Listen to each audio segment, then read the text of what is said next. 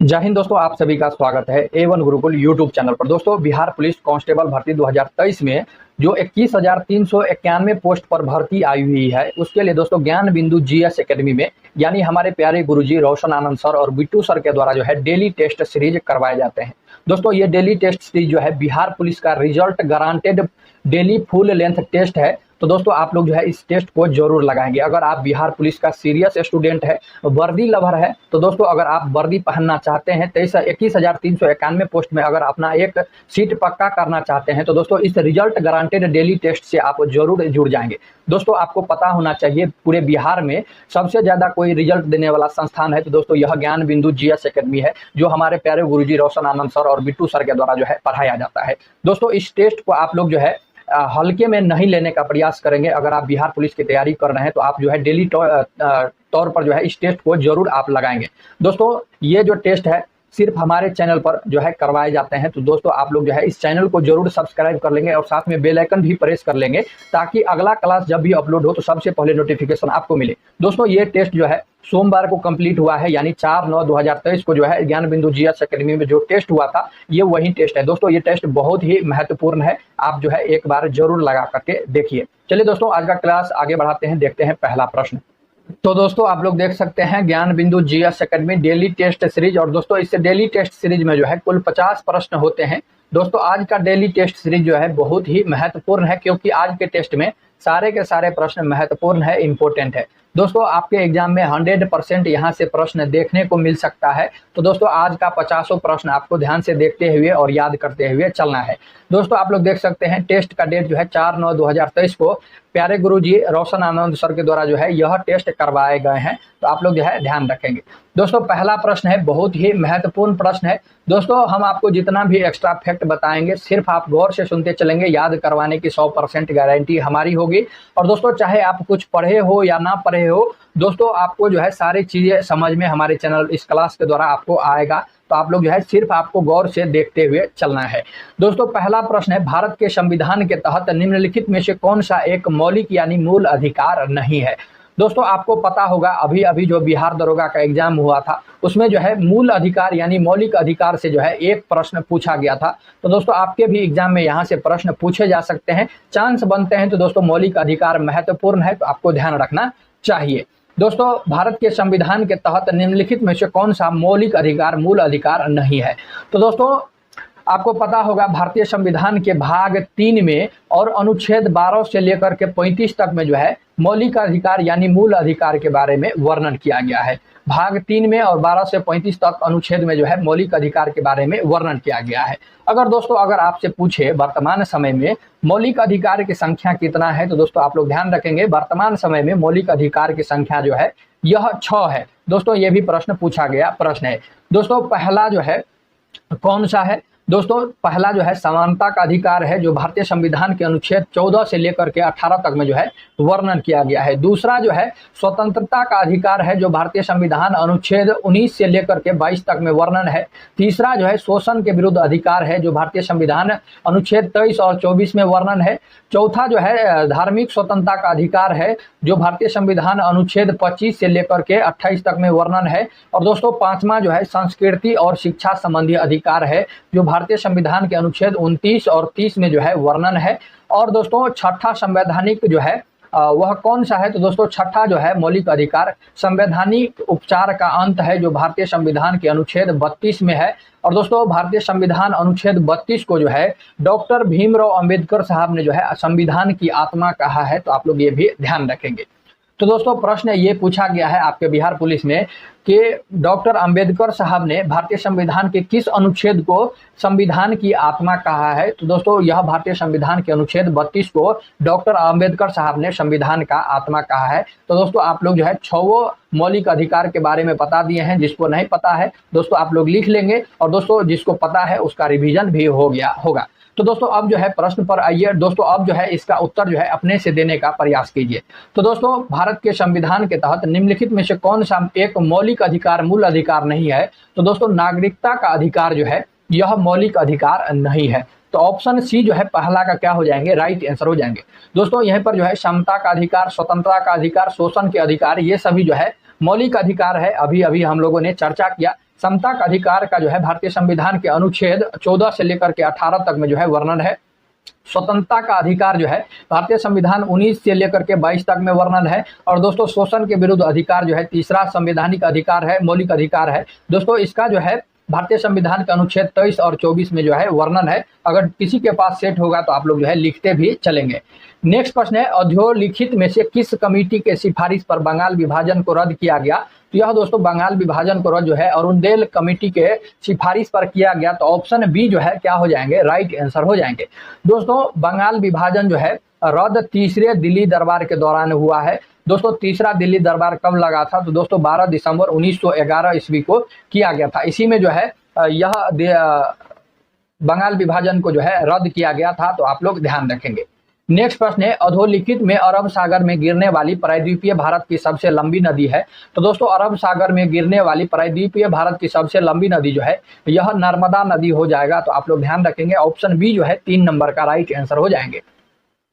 दोस्तों कई बार एग्जाम में जो है नदी का लंबाई भी पूछ लेता है, तो लंबाई भी आप लोग ध्यान रखेंगे। नर्मदा नदी की लंबाई जो है 1312 किलोमीटर है। दोस्तों गोदावरी नदी की लंबाई जो है यह 1465 किलोमीटर है। और दोस्तों ताप्ती नदी की लंबाई जो है 724 किलोमीटर है। और दोस्तों ऑप्शन डी में जो है लूनी नदी है, इसका लंबाई जो है 320 किलोमीटर है। दोस्तों गोदावरी नदी जो है यह बंगाल की खाड़ी में जो है अपना जल गिराती है, आप लोग ध्यान रखेंगे। नर्मदा नदी जो है अरब सागर में अपना जल गिराती है, आप लोग ध्यान रखेंगे। चलिए नेक्स्ट प्रश्न है, 4 नंबर प्रश्न है, निम्नलिखित कथन पर विचार कीजिए, उपयुक्त में से कौन सा असत्य है? तो दोस्तों पहला है मूल संविधान। दोस्तों ये प्रश्न जो है 4 नंबर प्रश्न गलत है। दोस्तों बहुत सारा इसमें त्रुटियां है, तो इस प्रश्न को जो है हम लोग छोड़ देते हैं। चलिए 5 नंबर प्रश्न है, निम्नलिखित में से किसने मॉन्टेग्यू घोषणा को सूर्य विहीन उषा काल की संज्ञा दी? तो दोस्तों मॉन्टेग्यू घोषणा को सूर्य विहीन उषा काल की संज्ञा जो है बाल गंगाधर तिलक साहब के द्वारा दिया गया था। तो ऑप्शन बी जो है 5 नंबर का राइट आंसर हो जाएंगे। 6ठा नंबर प्रश्न है, विश्व की सबसे तीव्र ढाल वाली चोटी निम्न में से कौन सी है? तो दोस्तों विश्व की सबसे तीव्र ढाल वाली चोटी आप लोग ध्यान रखेंगे राकापोशी है। कौन सा है? तो दोस्तों राकापोशी है। ऑप्शन ए जो है 6 नंबर का राइट आंसर हो जाएंगे। दोस्तों आपके ऑप्शन सी में जो है माउंट एवरेस्ट दिया गया है। तो दोस्तों माउंट एवरेस्ट, काराकोरम से ये दोनों से जो है आपके एग्जाम में प्रश्न पूछे गए हैं। तो आप लोग ध्यान रखेंगे माउंट एवरेस्ट जो है विश्व की सबसे ऊंची चोटी कौन सी है? तो दोस्तों माउंट एवरेस्ट की चोटी है। और दोस्तों यहीं पर बात कर ले भारत की सबसे ऊंची चोटी कौन सी है? तो दोस्तों भारत की सबसे ऊंची चोटी काराकोरम में स्थित गॉडविन एस्टीन है, यानी K2 है। तो आप लोग ध्यान रखेंगे भारत की सबसे ऊंची चोटी K2 है। और दोस्तों विश्व की सबसे ऊंची चोटी माउंट एवरेस्ट है। और दोस्तों विश्व की सबसे तीव्र ढाल वाली चोटी जो है राकापोशी है। तो दोस्तों सभी प्रश्न अलग अलग है और सभी का उत्तर अलग अलग हो जाएगा, तो आप लोग ध्यान रखेंगे। नेक्स्ट प्रश्न है, 7वां नंबर प्रश्न है, निम्नलिखित कथन पर विचार कीजिए, कौन सा कथन जो है सही है? तो दोस्तों ये जो है 7 नंबर प्रश्न में 2 कथन दिया गया है, देख लेते हैं कौन सा कथन जो है सही है और कौन सा कथन गलत है। पहला कथन है, उच्च न्यायालय के न्यायाधीश की नियुक्ति संबंधित राज्य के राज्यपाल के द्वारा किया जाता है।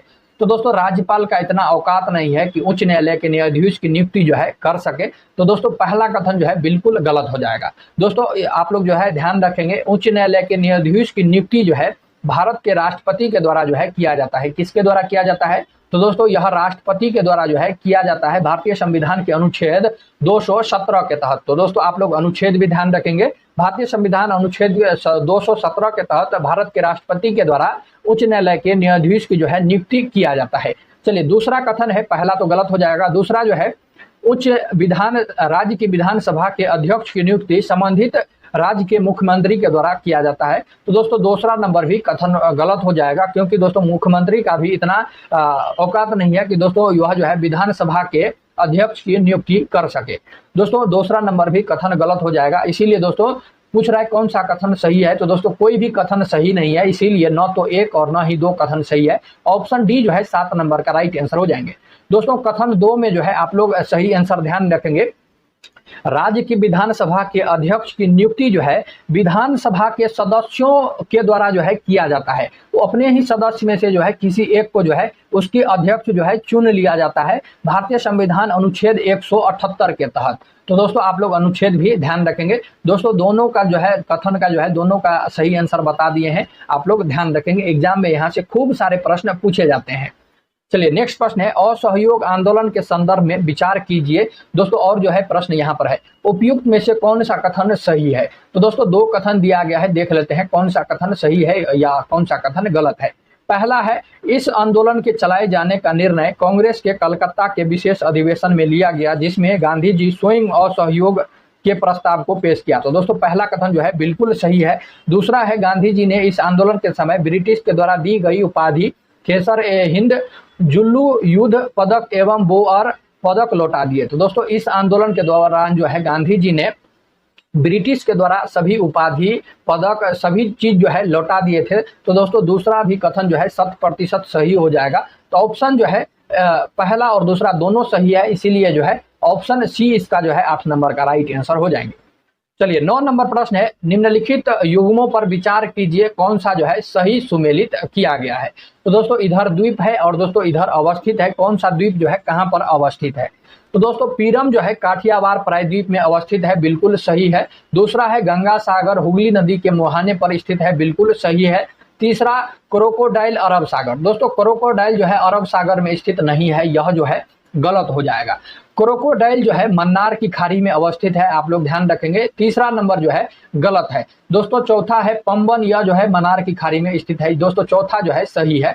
तो दोस्तों केवल तीसरा जो है गलत है। अगर पूछता कौन सा गलत है तो दोस्तों केवल तीसरा हो जाता है, लेकिन दोस्तों इसमें पूछ रहा है कौन सा सही सुमेलित है। तो दोस्तों पहला, दूसरा और चौथा जो है सही सम्मिलित है। तो दोस्तों इसीलिए ऑप्शन सी जो है 9 नंबर का क्या हो जाएंगे, राइट आंसर हो जाएंगे। दोस्तों अगर आप बिहार पुलिस की तैयारी कर रहे हैं तो दोस्तों कोई भी क्लास कीजिए न कीजिए, लेकिन दोस्तों इस डेली टेस्ट के सीरीज के साथ आप जरूर जुड़ जाइए, क्योंकि दोस्तों इसमें जो है सारे प्रश्न आप लोग देख सकते हैं कितना महत्वपूर्ण है। और दोस्तों यही सब प्रश्न एग्जाम में पूछे जाते हैं। जो लोग नहीं पढ़े रहेंगे दोस्तों 100% कह सकते हैं वो जो है एग्जाम में नहीं जो है सही कर पाएंगे। नेक्स्ट प्रश्न है, 10वां नंबर प्रश्न है, संसद के संदर्भ में साइन डाई शब्द निर्दिष्ट करता है। तो दोस्तों साइन डाई जो है जब अध्यक्ष संसद को स्थगित आगामी बैठक तय नहीं करता है तब हो जाएगा। तो ऑप्शन बी जो है 10 नंबर का क्या हो जाएंगे, राइट आंसर हो जाएंगे। चलिए नेक्स्ट प्रश्न है, सविनय अवज्ञा आंदोलन के समय जिया लारंग आंदोलन कहाँ चलाया गया था। तो दोस्तों जिया लारंग आंदोलन जो है सविनय अवज्ञा आंदोलन के समय जो है मणिपुर और नागालैंड में जो है चलाया गया था। ऑप्शन बी जो है 11 नंबर का राइट आंसर हो जाएंगे। और दोस्तों जिया लारंग आंदोलन का नेतृत्वकर्ता कौन थे। तो दोस्तों जदो नांग थे। कौन थे। तो दोस्तों जदो नांग। दोस्तों आप लोग ध्यान रखेंगे इसके नेतृत्वकर्ता जो है जदो नांग थे। चलिए नेक्स्ट प्रश्न है, पर्वतीय मिट्टी के संबंध में सही कथन का जो है चयन करना है। तो दोस्तों पर्वतीय मिट्टी के संबंध में जो है दोस्तों यहाँ पर जो है यहाँ पर सही लिखा गया है, इसको काट लेंगे। कौन सा कथन गलत लिखा गया है, ये जो है सही को काट के दोस्तों यहाँ पर जो है गलत, यहाँ टाइपिंग मिस्टेक है। तो दोस्तों पहला है, इस मिट्टी में जीवांश की अधिकता होती है, बिल्कुल जो है सही है। दूसरा, यह मिट्टी चाय कहवा एवं मसालों के उत्पादन के लिए उपयुक्त है, बिल्कुल जो है यह सही है। तीसरा है, यह बजरी युक्त मिट्टी है। तो दोस्तों ये जो है कथन गलत हो जाएगा। दोस्तों पर्वतीय मिट्टी जो है मरुस्थलीय मिट्टी होता है, न कि बजरी युक्त होता है। तो दोस्तों तीसरा जो है सी ऑप्शन गलत है। दोस्तों इसमें फास्फोरस एवं चूना की कमी होता है। तो दोस्तों ये भी कथन सही हो जाएगा। तो दोस्तों 3 कथन सही है, इसीलिए जो है इस क्वेश्चन का सही कथन नहीं चुनना पड़ेगा दोस्तों, गलत कथन को जो है चुनना है। दोस्तों ऑप्शन सी जो है क्या हो जाएंगे, राइट आंसर हो जाएंगे। तो दोस्तों ऑप्शन सी जो है 12 नंबर का राइट आंसर हो जाएंगे। संयुक्त अधिवेशन सर्वप्रथम कब आहूत की गई थी। तो दोस्तों संयुक्त अधिवेशन सर्वप्रथम जो है 1961 ईस्वी में जो है आहूत किया गया था। ऑप्शन ए जो है क्या हो जाएंगे, राइट आंसर हो जाएंगे। 13 का ऑप्शन ए जो है क्या हो जाएंगे, राइट आंसर हो जाएंगे। दोस्तों वर्तमान समय तक जो है अभी तक जो है 3 बार संयुक्त अधिवेशन बुलाया जा चुका है। आप लोग ध्यान रखेंगे अभी तक जो है केवल 3 बार जो है संयुक्त अधिवेशन जो है बुलाया गया है। प्रथम जो है 1961 ईस्वी में दहेज निरोध अधिनियम को लेकर 1961 ईस्वी में बुलाया गया था, जो आपके प्रश्न में पूछा गया है। दूसरी बार जो है बैंकिंग सेवा अधिनियम को लेकर 1978 ईस्वी में बुलाया गया था। और दोस्तों तीसरी बार जो है निवारक निरोध कानून यानी पोटा को लेकर 2002 में जो है यह तीसरी बार संयुक्त अधिवेशन बुलाया गया था। तो आप लोग ध्यान रखेंगे अभी तक जो है केवल 3 बार जो है संयुक्त अधिवेशन बुलाया गया था। पहली बार 1961, दूसरी बार जो है 1978, तीसरी बार 2002 में बुलाया गया था। ऑप्शन ए राइट आंसर हो जाएंगे, ध्यान रखेंगे। तो दोस्तों बहुत ही महत्वपूर्ण है। विचार कीजिए कौन सा कथन जो है सत्य है। तो दोस्तों इसमें 3 कथन है, देख लेते हैं कौन सा कथन जो है सही है या कौन सा कथन गलत है। दोस्तों गांधी जी ने 1932 में हरिजन कल्याण हेतु अखिल भारतीय छुआछूत विरोधी लीग की स्थापना किया। तो दोस्तों बिल्कुल सही है। दूसरा है उन्होंने हरिजन नामक साप्ताहिक पत्र का प्रकाशन किया। दोस्तों ये भी जो है बिल्कुल सही है, गांधी जी ने हरिजन नामक साप्ताहिक पत्र का जो है प्रकाशन किए।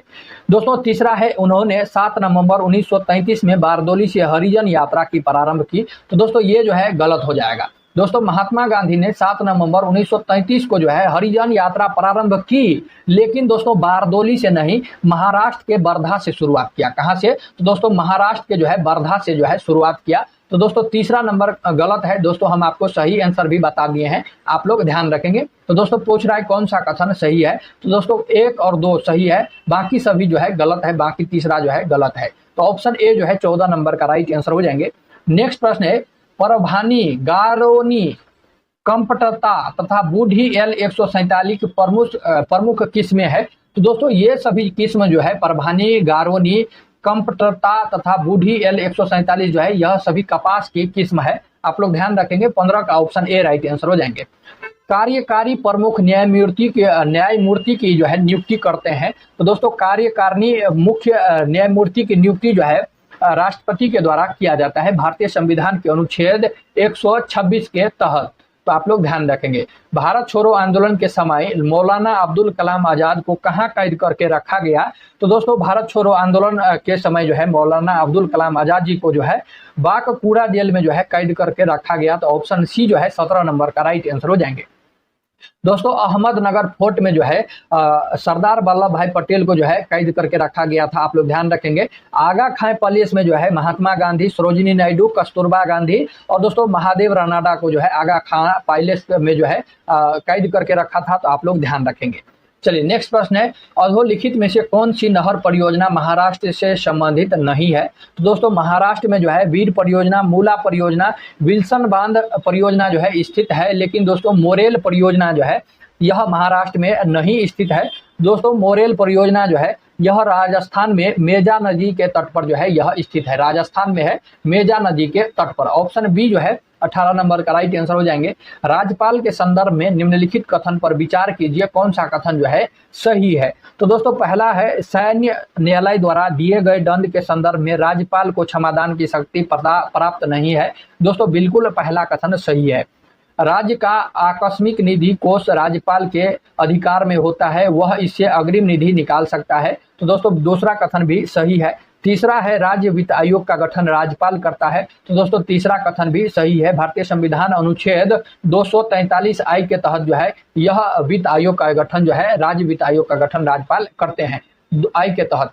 नेक्स्ट प्रश्न है दोस्तों इसमें जो है 19 नंबर में तीनों का तीनों कथन सही है, इसीलिए ऑप्शन सी जो है 19 नंबर का राइट आंसर हो जाएंगे।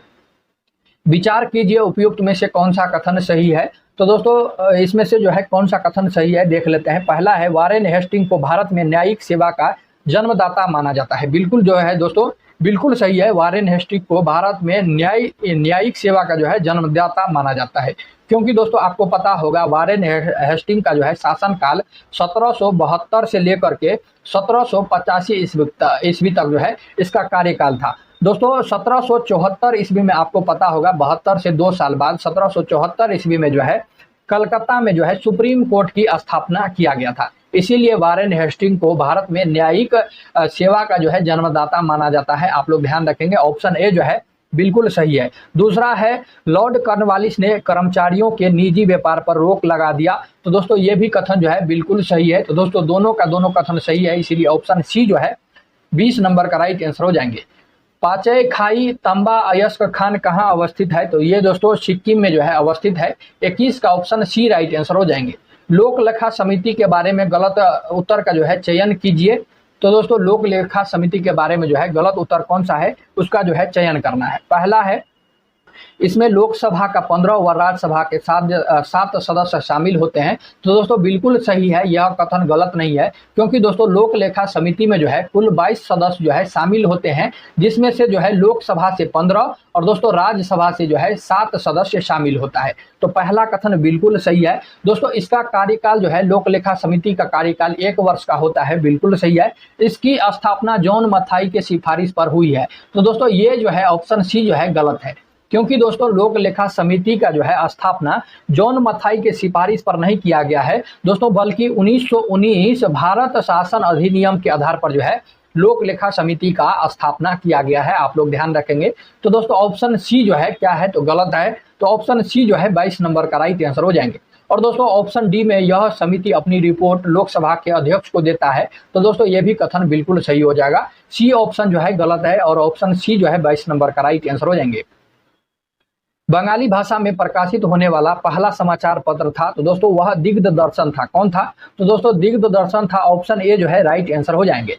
नेक्स्ट प्रश्न है यहाँ पर दोस्तों, मद्रास एल्युमिनियम कंपनी माल्को की स्थापना मैटूर तमिलनाडु में कौन से देश के सहयोग से की गई, तो दोस्तों इसकी स्थापना जो है इटली के सहयोग से जो है माल्को की जो है स्थापना किया गया है। 24 नंबर का ऑप्शन डी राइट आंसर हो जाएंगे।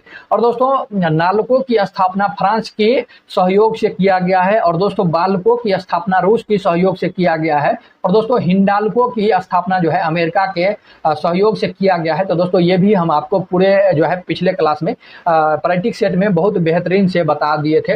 दोस्तों आप लोग ध्यान रखेंगे। स्वतंत्र भारत का पहला बजट किसके द्वारा सदन में प्रस्तुत किया गया था, तो दोस्तों स्वतंत्र भारत का पहला बजट जो है आर.के. षडमुखी चट्टी के द्वारा जो है प्रस्तुत किया गया था। तो ऑप्शन डी जो है 25 नंबर का राइट आंसर हो जाएंगे। दोस्तों स्वतंत्र भारत का पहला बजट जो है 26 नवंबर 1947 को पेश किया गया था। आप लोग डेट भी ध्यान रखेंगे। चलिए नेक्स्ट प्रश्न है, मुगल काल में मीर बहर किससे संबंधित था, तो दोस्तों मुगल काल में जो है मीर बहर जो है आंतरिक जलमार्ग और नौसेना से जो है संबंधित था। ऑप्शन सी जो है 26 नंबर का राइट आंसर हो जाएंगे। निम्नलिखित को सुमेलित कीजिए, कूट का जो है सही उत्तर का जो है चयन करना है। इधर दोस्तों स्थान है और दोस्तों इधर उद्योग है। दोस्तों कौन सा उद्योग जो है किस स्थान पर स्थित है, दोस्तों पंचिम जो है यह रबर उत्पादन जो है उद्योग है और दोस्तों यह जो है गोवा में स्थित है। दोस्तों पिंजौर जो है यह मशीन औजार है, दोस्तों मशीन औजार बनाता है और दोस्तों यह हरियाणा में स्थित है। दोस्तों खुरजरा जो है मिट्टी के बर्तन बनाते हैं और दोस्तों यह जो है यह उत्तर प्रदेश में स्थित है। और दोस्तों कांचीपुरम जो है रेशम उद्योग है और दोस्तों ये जो है कांचीपुरम तमिलनाडु में स्थित है। तो आप लोग ध्यान रखेंगे। तो दोस्तों कौन सा हो जाएगा, ए का 2, बी का 3, सी का 4 और डी का ए। तो दोस्तों ऑप्शन ए जो आप लोग देख रहे हैं, ऑप्शन ए जो है 27 नंबर का राइट आंसर हो जाएंगे। नेक्स्ट प्रश्न है, संविधान का कौन सा अनुच्छेद न्यायालय द्वारा संसद की कार्यवाहियों की जांच पर जो है रोक लगाता है। यह दोस्तों भारतीय संविधान के अनुच्छेद 122 जो है रोक लगाता है। तो 28 का ऑप्शन बी राइट आंसर हो जाएंगे। और दोस्तों भारतीय संविधान के अनुच्छेद 100 जो है सदन की गणपूर्ति यानी कोरम का बात करता है। तो आप लोग ये भी ध्यान रखेंगे। और दोस्तों भारतीय संविधान 121 जो है संसद के चर्चा पर निबंधन या दोस्तों प्रतिबंधन लगाता है। आप लोग ये भी ध्यान रखेंगे। नेक्स्ट प्रश्न है, सतनामी विद्रोह किस मुगल बादशाह के शासनकाल में हुआ था। तो दोस्तों सतनामी विद्रोह जो है यह मुगल बादशाह औरंगजेब के समय में जो है शासनकाल में हुआ था। तो ऑप्शन सी जो है क्या हो जाएंगे, राइट आंसर हो जाएंगे। दोस्तों सतनामी विद्रोह आप लोग ध्यान रखेंगे 1672 ईस्वी में पंजाब में हुआ था। नेक्स्ट प्रश्न है, निम्नलिखित में से कौन सा बंदरगाह आंध्र प्रदेश की बकिंघम नहर एवं तमिलनाडु की कम्बुरजुआ नहर से जो है जुड़ा हुआ है। तो दोस्तों यह चेन्नई, ऑप्शन बी जो है 30 नंबर का राइट आंसर हो जाएंगे। दोस्तों तुतीकोरिन जो है तमिलनाडु में है। दोस्तों विशाखापत्तनम जो है आंध्र प्रदेश में है। एन्नोर जो है तमिलनाडु में है। आप लोग ध्यान रखेंगे। अप्रत्यक्ष चुनाव प्रणाली का प्रारंभ किस अधिनियम से माना जाता है। तो दोस्तों अप्रत्यक्ष चुनाव प्रणाली का प्रारंभ जो है 1892 का भारत परिषद अधिनियम से जो है यह माना जाता है। 1892 का भारत परिषद अधिनियम से जो है माना जाता है। ऑप्शन डी जो है 31 नंबर का राइट आंसर हो जाएंगे। निम्नलिखित में से विजयनगर के किस शासक के समय पुर्तगालियों ने तूतीकोरिन के मोती के क्षेत्र को जीता था। तो यह दोस्तों अच्युत देवराय के जो है शासनकाल के समय जो है यह जीता था। तो ऑप्शन बी जो है 32 नंबर का राइट आंसर हो जाएंगे। दोस्तों अच्युत देवराय की जो है यह शासनकाल आप लोग ध्यान रखेंगे 1530 से लेकर के 1542 था। यहीं पर दोस्तों कृष्ण देव राय की शासन काल की समय जो है 1509 से लेकर के दोस्तों 1529 था। आप लोग ये भी ध्यान रखेंगे। चलिए नेक्स्ट प्रश्न है, निम्नलिखित में से किस झील का निर्माण विवर्तनिक क्रिया द्वारा हुआ है। तो दोस्तों कौन सा झील का निर्माण जो है विवर्तनिक क्रिया के द्वारा हुआ है। यह दोस्तों वुलर झील का, किसका? तो दोस्तों बुल्लर झील का। और दोस्तों बुल्लर झील जो है यह जम्मू एंड कश्मीर में स्थित है, आप लोग ध्यान रखेंगे। और दोस्तों मालवाड़ा झील जो है यह उत्तराखंड में स्थित है। लोनार झील जो है आप लोग ध्यान रखेंगे महाराष्ट्र में है। और दोस्तों लूनर सर झील जो है ये जो ऑप्शन डी में दिया गया है यह राजस्थान में स्थित है, आप लोग ध्यान रखेंगे। लूनकर सर झील जो है यह राजस्थान में स्थित है। चलिए, अधोलिखित में से कौन सुमेलित नहीं है? दोस्तों इधर समिति है और दोस्तों इधर अध्यक्ष है। कौन सा समिति जो है किससे सही सुमेलित नहीं है? दोस्तों मूल अधिकार उप समिति जेबी कृपलानी बिल्कुल सही है। अल्पसंख्यक उप समिति एच.सी. मुखर्जी बिल्कुल सही है। प्रक्रिया नियम समिति डॉक्टर राजेंद्र प्रसाद बिल्कुल सही है। तो दोस्तों तीनों का तीनों जो है सही है। तो दोस्तों पूछ रहा है कौन सा सही सुमेलित नहीं है? तो दोस्तों सभी सुमेलित है, इसीलिए ऑप्शन डी जो है राइट आंसर हो जाएंगे। इनमें से कोई नहीं जो है गलत सुमेलित है। ऑप्शन डी जो है 34 नंबर का राइट आंसर हो जाएंगे। दोस्तों एनओटी का मतलब होता है नन ऑफ दीज, इनमें से कोई नहीं। नेक्स्ट प्रश्न है अधोलिखित में से किस सुल्तान ने हौज-ए-अलाई नामक तालाब का निर्माण करवाया था? तो दोस्तों यह जो है अलाउद्दीन खिलजी ने जो है निर्माण करवाया था। ऑप्शन बी जो है राइट आंसर हो जाएंगे। एरोपोनिक संबंध है, तो दोस्तों एरोपोनिक का संबंध जो है पौधे को हवा में उगाने से संबंधित है। ऑप्शन बी राइट आंसर हो जाएंगे। भारतीय संविधान की निम्न दी गई अनुसूचियों में से कौन सी एक राज्य के नामों की सूची तथा उनके राज्य क्षेत्रों का ब्यौरा देता है? यह दोस्तों पहली अनुसूची देता है। ऑप्शन ए राइट आंसर हो जाएंगे। विशुद्ध संस्कृत भाषा में जारी किया गया प्रथम अभिलेख था, तो दोस्तों वह रुद्रदामन का जूनागढ़ अभिलेख था। ऑप्शन बी जो है 38 का राइट आंसर हो जाएंगे। निम्नलिखित कौन एक सही सुमेलित है? तो दोस्तों यहाँ पर जो है मरुस्थल दिया गया है और इधर देश दिया गया है। पूछ रहा है कौन सा जो है सही सुमेलित है? तो दोस्तों काराकुम जो है तुर्कमेनिस्तान में स्थित है, बिल्कुल यही सही है। बाकी सभी जो है गलत है, आप लोग ध्यान रखेंगे। ऑप्शन डी जो है 39 का राइट आंसर हो जाएंगे। राष्ट्रपति किस स्थिति में अध्यादेश जारी कर सकता है? तो दोस्तों राष्ट्रपति जो है सदन के अधिवेशन न रहने की स्थिति में जो है अध्यादेश जारी कर सकता है। ऑप्शन सी जो है 40 का राइट आंसर हो जाएंगे। नेक्स्ट प्रश्न है निम्नलिखित में से सही युग्म का जो है पहचान करना है। तो दोस्तों इसमें जो है सही युग्म कौन सा दिया गया है? तो दोस्तों नीति सार का जो है यह लेखक कौन है? तो दोस्तों कामदंतक है। कौन सा है? कामदंतक है। बिल्कुल ऑप्शन डी जो है सही है, बाकी सभी जो है गलत है, आप लोग ध्यान रखेंगे। विष्णु शर्मा का जो है कौन सा पुस्तक है? तो दोस्तों पंचतंत्र है। अर्ली हिस्ट्री ऑफ इंडिया जो है यह B.A. स्मिथ ने लिखा है। विंडर द वाज इंडिया जो है यह एल बैथम ने लिखा है। और दोस्तों सूत्रालंकार जो है अश्व घोष ने लिखा है, तो आप लोग ध्यान रखेंगे। ऑप्शन डी जो है 41 का राइट आंसर हो जाएंगे। नेक्स्ट प्रश्न है विश्व के आश्चर्य स्थलों में से एक माचू पिच्चू कहाँ स्थित है? तो दोस्तों यह जो है पेरू में स्थित है। 42 का ऑप्शन बी राइट आंसर हो जाएंगे। नेक्स्ट प्रश्न है निम्नलिखित में से कौन एक लोकसभा का अध्यक्ष कभी नहीं रहे हैं? तो दोस्तों लोकसभा का अध्यक्ष M.A. अयंगर, नीलम संजीव रेड्डी, P.A. संगमा जो है ये तीनों रहे हैं, लेकिन राम सुभग सिंह जो है यह नहीं रहे हैं। तो ऑप्शन सी 43 का राइट आंसर हो जाएंगे। निम्नलिखित युग्म पर विचार कीजिए, कौन सा युग्म सही है? तो दोस्तों देख लेते हैं कौन सा युग्म जो है सही है। दोस्तों याज्ञवल्क्य गर्गी संवाद जो है बृहदारण्यक उपनिषद में है, बिल्कुल जो है यह सही है। दोस्तों दूसरा है देवी तम्मा माते तम्मा सिंधु नदी। दोस्तों ये जो है गलत हो जाएगा, तो दोस्तों 2 नंबर जो है गलत है, क्योंकि दोस्तों देवी तम्मा माते तम्मा और दोस्तों नदी तम्मा ये सभी जो है सरस्वती नदी को कहा जाता है, न कि सिंधु नदी को कहा जाता है। लेकिन दोस्तों वर्तमान समय में जो है सरस्वती नदी जो है विलुप्त हो चुके हैं, सूख गई है, तो आप लोग ध्यान रखेंगे। लेकिन दोस्तों देवी तम्मा माते तम्मा और दोस्तों नदी तम्मा जो है प्राचीन काल में सरस्वती नदी को कहा जाता था। वैश्य शब्द का सर्वप्रथम उल्लेख वाजसेयनी संहिता में किया गया है, बिल्कुल सही है।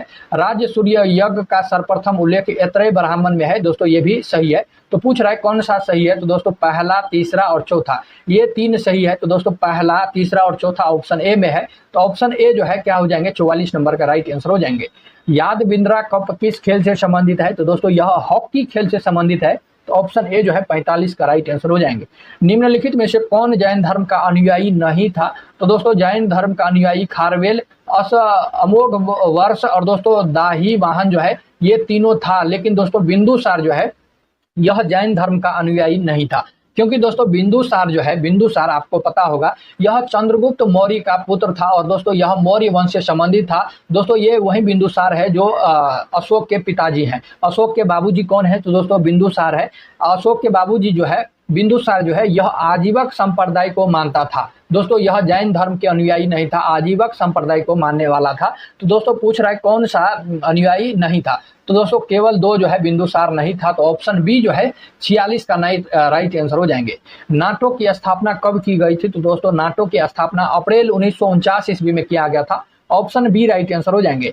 नेक्स्ट प्रश्न है, मगध के राजा बिंबिसार के संदर्भ में निम्नलिखित कथन पर विचार कीजिए। दोस्तों यहाँ पर बिंबिसार है, दोस्तों मगध के राजा बिंबिसार जो है, एक है दोस्तों बिंबिसार, एक है बिंदुसार। बिंबिसार जो है यह हर्यक वंश से जो है यह संबंधित है, तो आप लोग ध्यान रखेंगे। दोस्तों यह पूछ रहा है मगध के राजा बिंबिसार के संदर्भ में कौन सा कथन जो है विचार कीजिए सही है। तो दोस्तों देख लेते हैं कौन सा सही है। पहला है, लगभग 544 ईसा पूर्व में बिंबिसार मगध का राजा बना, उसने पड़ोसी राजकुमारियों से विवाह संबंध जोड़े। तो दोस्तों बिल्कुल सही है, पड़ोसियों राज से जो है विवाह संबंध जो है जोड़े थे।